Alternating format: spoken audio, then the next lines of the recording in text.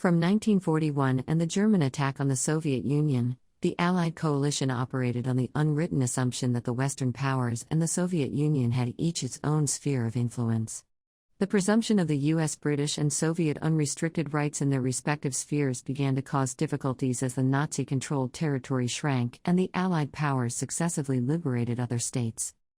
The wartime spheres lacked a practical definition, and it had never been determined if a dominant Allied power was entitled to unilateral decisions only in the area of military activity, or could also force its will regarding political, social, and economic future of other states.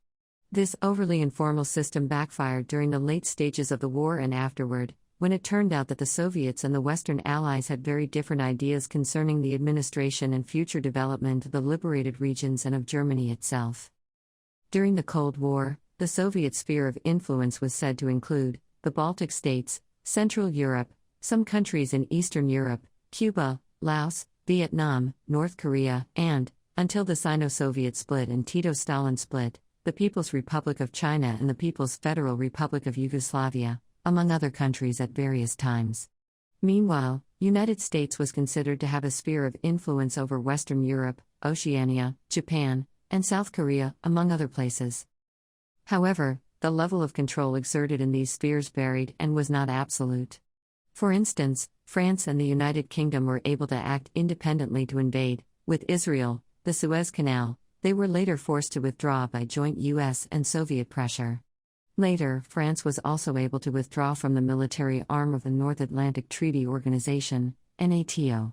Cuba, as another example, often took positions that put it at odds with its Soviet ally, including momentary alliances with China, economic reorganizations, and providing support for insurgencies in Africa and the Americas without prior approval from the Soviet Union.